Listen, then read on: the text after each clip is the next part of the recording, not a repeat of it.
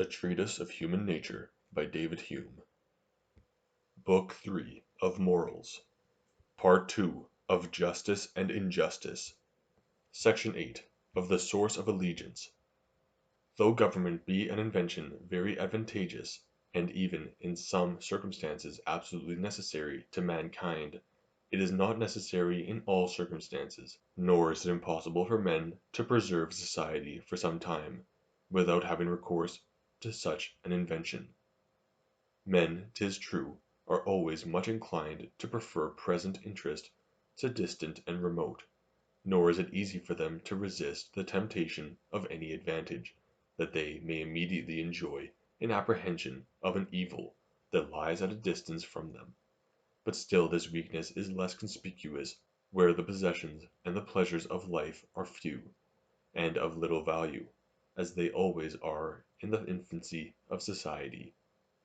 An Indian is but little tempted to dispossess another of his hut, or to steal his bow, as being already provided of the same advantages, and as to any superior fortune, which may attend one above another in hunting and fishing. 'Tis only casual and temporary, and will have but small tendency to disturb society. And so far am I from thinking with some philosophers that men are utterly incapable of society without government,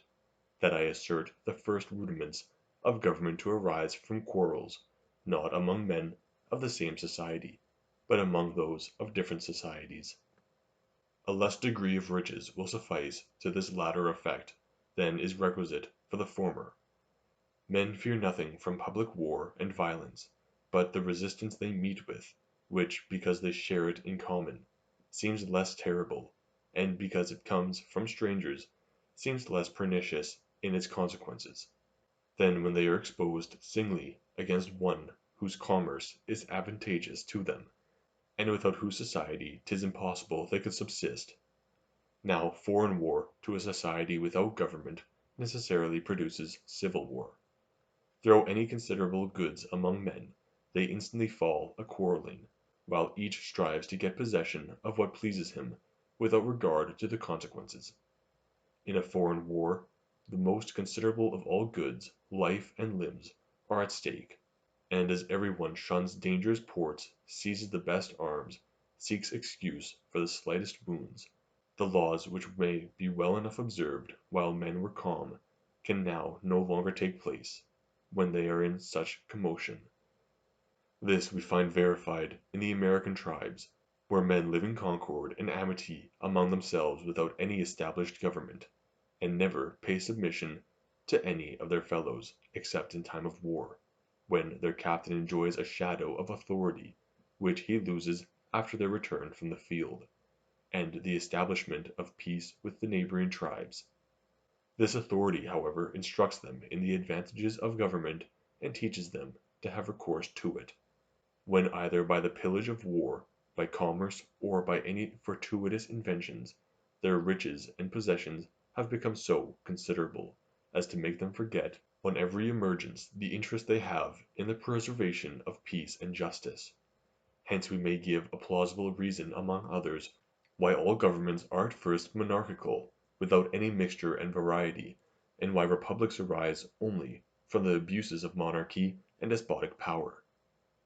Camps are the true mothers of cities, and as war cannot be administered, by reason of the suddenness of every exigency, without some authority in a single person, the same kind of authority naturally takes place in that civil government, which succeeds the military, and this reason I take to be more natural than the common one derived from patriarchal government, or the authority of a father, which is said first to take place in one family, and to accustom the members of it to the government of a single person. The state of society without government is one of the most natural states of men, and must subsist with the conjunction of many families, and long after the first generation. Nothing but an increase of riches and possessions could oblige men to quit it, and so barbarous and uninstructed are all societies on their first formation, that many years must elapse before these can increase to such a degree as to disturb men in the enjoyment of peace and concord. But though it be possible for men to maintain a small, uncultivated society without government, 'tis impossible they should maintain a society of any kind without justice, and the observance of those three fundamental laws concerning the stability of possession, its translation by consent, and the performance of promises. These are therefore antecedent to government, and are supposed to impose an obligation before the duty of allegiance to civil magistrates has once been thought of.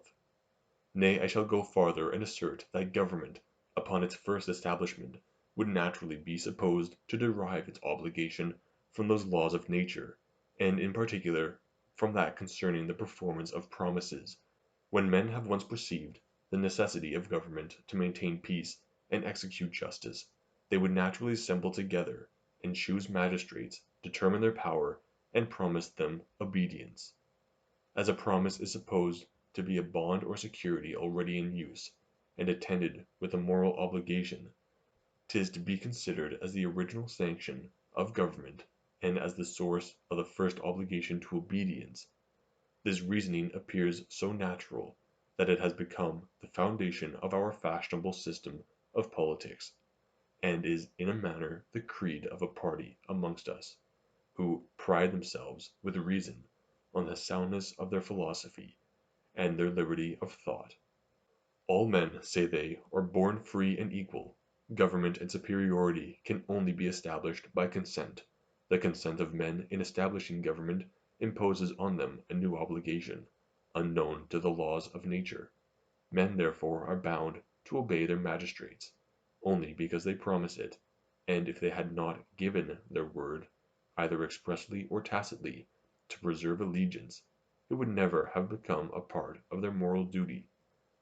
This conclusion, however, when carried so far as to comprehend government in all its ages and situations, is entirely erroneous, and I maintain that though the duty of allegiance be at first grafted on the obligation of promises, and be for some time supported by that obligation, yet it quickly takes root of itself, and has an original obligation and authority independent of all contracts. This is a principle of moment, which we must examine with care and attention before we proceed any farther. 'Tis reasonable for those philosophers who assert justice to be a natural virtue and antecedent to human conventions to resolve all civil allegiance into the obligation of a promise, and assert that 'tis our own consent alone which binds us to any submission to magistracy. For as all government is plainly an invention of men, and the origin of most governments is known in history, 'tis necessary to mount higher in order to find the source of our political duties, if we would assert them to have any natural obligation of morality. These philosophers therefore quickly observe that society is as ancient as the human species, and those three fundamental laws of nature as ancient as society, so that taking advantage of the antiquity and obscure origin of these laws, they first deny them to be artificial and voluntary inventions of men, and then seek to engraft on them those other duties which are more plainly artificial. But being once undeceived in this particular, and having found that natural as well as civil justice derives its origin from human conventions, we shall quickly perceive how fruitless it is to resolve the one into the other, and seek in the laws of nature a stronger foundation for our political duties than interest and human conventions, while these laws themselves are built on the very same foundation. On whichever side we turn this subject, we shall find that these two kinds of duty are exactly on the same footing, and have the same source both for their first invention and moral obligation. They are contrived to remedy like inconveniences and acquire their moral sanction in the same manner, from their remedying those inconveniences. These are two points which we shall endeavor to prove as distinctly as possible. We have already shown that men invented the three fundamental laws of nature, when they observed the necessity of society to their mutual subsistence, and found that 'twas impossible to maintain any correspondence together without some restraint on their natural appetites. The same love, therefore, which renders men so incommodious to each other, taken in a new and more convenient direction, produces the rules of justice, and is the first motive of their observance. But when men have observed that though the rules of justice be sufficient to maintain any society, yet 'tis impossible for them, of themselves, to observe those rules in large and polished societies, they establish government as a new invention to attain their ends, and preserve the old, or procure new advantages by a more strict execution of justice. So far, therefore, our civil duties are connected with our natural, that the former are invented chiefly for the sake of the latter, and that the principal object of government is to constrain men to observe the laws of nature. In this respect, however, that law of nature concerning the performance of promises is only comprised along with the rest, and its exact observance is to be considered as an effect of the institution of government, and not the obedience to government as an effect of the obligation of a promise. Though the object of our civil duties be the enforcing of our natural, yet the first motive of the invention, as well as the performance of both, is nothing but self-interest, and since there is a separate interest in the obedience of government from that in the performance of promises, we must also allow of a separate obligation. To obey the civil magistrate is requisite to preserve order and concord in society. To perform promises is requisite to beget mutual trust and confidence in the common offices of life. The ends as well as the means are perfectly distinct, nor is the one subordinate to the other. To make this more evident, let us consider that men will often bind themselves by promises to the performance of what it would have been their interest to perform,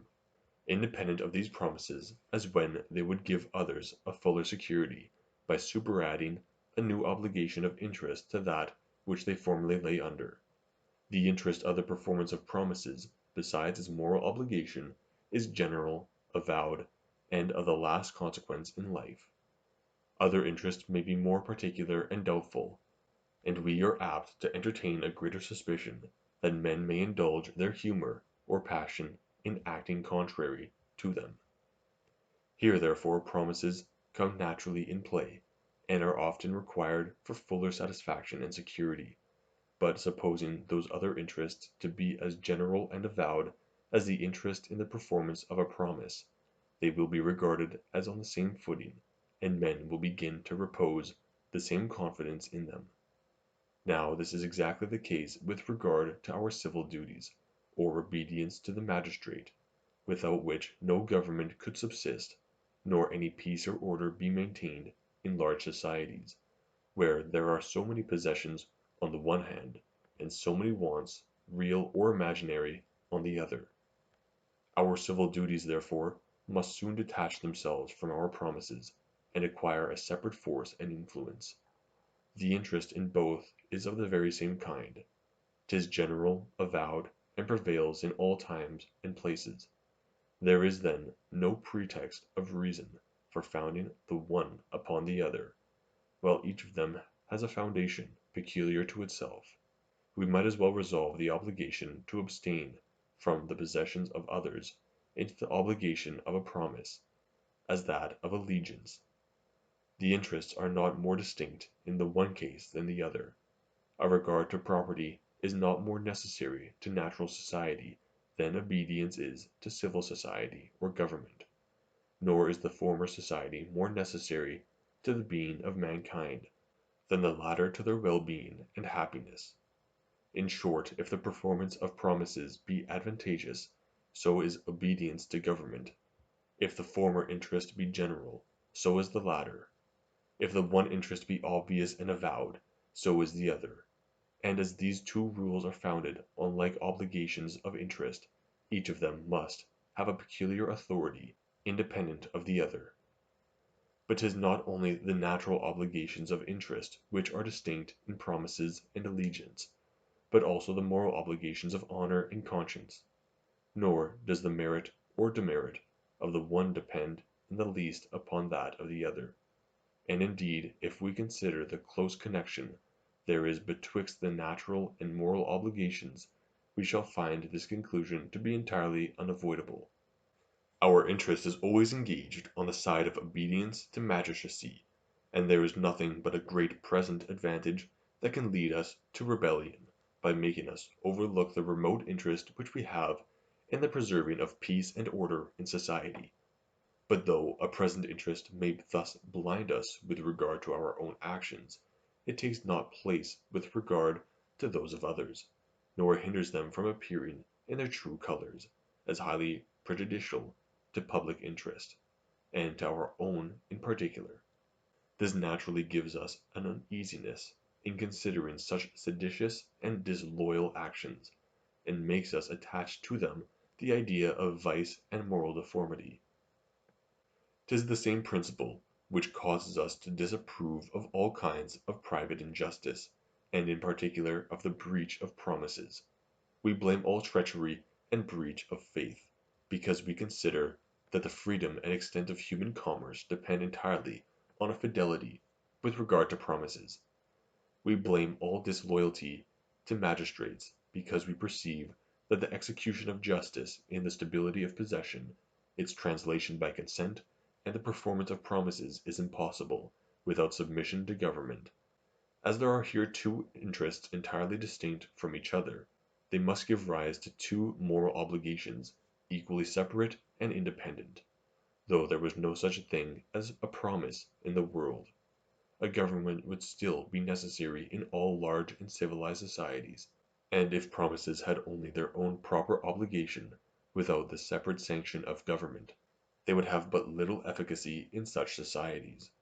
This separates the boundaries of our public and private duties, and shows that the latter are more dependent on the former than the former on the latter. Education and the artifice of politicians concur to bestow a farther morality on loyalty, and to brand all rebellion with a greater degree of guilt and infamy. Nor is it a wonder that politicians should be very industrious in inculcating such notions, where their interest is so particularly concerned. Lest those arguments should not appear entirely conclusive, as I think they are, I shall have recourse to authority, and shall prove from the universal consent of mankind that the obligation of submission to government is not derived from any promise of the subjects. Nor need anyone wonder that though I have all along endeavored to establish my system on pure reason, and have scarce ever cited the judgment even of philosophers or historians on any article, I should now appeal to popular authority, and oppose the sentiments of the rabble to any philosophical reasoning. For it may be observed that the opinions of men in this case carry with them a peculiar authority, and are, in a great measure, infallible. The distinction between moral good and evil is founded on the pleasure or pain which result from the view of any sentiment or character, and as the pleasure or pain cannot be unknown to the person who feels it, it follows that there is just so much vice or virtue in any character as every one places in it, and that 'tis impossible in this particular we can ever be mistaken. And though our judgments concerning the origin of any vice or virtue be not so certain as those concerning their degrees, yet since the question in this case regards not any philosophical origin of an obligation, but a plain matter of fact, 'tis not easily conceived how we can fall into an error. A man who acknowledges himself to be bound to another for a certain sum must certainly know whether it be by his own bond or that of his father,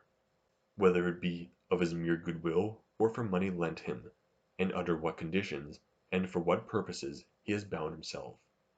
In like manner it means certain that there is a moral obligation to submit to government, because every one thinks so. It must be as certain that this obligation arises not from a promise, since no one whose judgment has not been led astray by too strict adherence to a system of philosophy has ever yet dreamt of ascribing it to that origin. Neither magistrates nor subjects have formed this idea of our civil duties. We find that magistrates are so far from deriving their authority and the obligation to obedience in their subjects from the foundation of a promise or original contract, that they conceal as far as possible from their people, especially from the vulgar, that they have their origin from thence. Were this the sanction of government, our rulers would never receive it tacitly, which is the utmost that can be pretended, since what is given tacitly and insensibly can never have such influence on mankind as what is performed expressly and openly. A tacit promise is, where the will is signified by other more diffuse signs than those of speech. But a will there must certainly be in the case, and that can never escape the person's notice who exerted it, however silent or tacit. But were you to ask the far greatest part of the nation whether they had ever consented to the authority of their rulers, or promised to obey them, they would be inclined to think very strangely of you, and would certainly reply that the affair depended not on their consent, but that they were born to such an obedience. In consequence of this opinion, we frequently see them imagine such persons to be their natural rulers, as are at that time deprived of all power and authority, and whom no man, however foolish, would voluntarily choose, and this merely because they are in that line which ruled before, and in that degree of it which used to succeed, though perhaps in so distant a period, that scarce any man alive could ever have given any promise of obedience. Has a government then no authority over such as these, because they never consented to it, and would esteem the very attempt of such a free choice a piece of arrogance and impiety? We find by experience that it punishes them very freely for what it calls treason and rebellion, which it seems, according to this system, reduces itself to common injustice. If you say that by dwelling in its dominions they in effect consented to the established government, I answer that this can only be where they think the affair depends on their choice with few or none, beside those philosophers have ever yet imagined. It never was pleaded as an excuse for a rebel, that the first act he performed after he came to years of discretion was to levy war against the sovereign of the state, and that while he was a child he could not bind himself by his own consent, and having become a man, showed plainly, by the first act he performed, that he had no design to impose on himself any obligation to obedience. We find on the contrary that civil laws punish this crime at the same age as any other, which is criminal of itself, without our consent. That is, when the person is come to the full use of reason, whereas this crime they ought, in justice, to allow some intermediate time, in which a tacit consent at least might be supposed. To which we may add, that a man living under an absolute government would owe it no allegiance, since by its very nature depends not on consent, but as that is as natural and common a government as any, it must certainly occasion some obligation, and 'tis plain from experience that men who are subjected to it do always think so. This is a clear proof that we do not commonly esteem our allegiance to be derived from our consent or promise. And a farther proof is, that when our promise is upon any account expressly engaged, we always distinguish exactly betwixt the two obligations, and believe the one to add more force to the other, than in a repetition of the same promise. When no promise is given, a man looks not on his faith as broken in private matters, upon account of rebellion, but keeps those two duties of honor and allegiance perfectly distinct and separate, as the uniting of them was thought by these philosophers a very subtle invention. This is a convincing proof that 'tis not a true one, since no man can either give a promise, or be restrained by its sanction and obligation unknown to himself.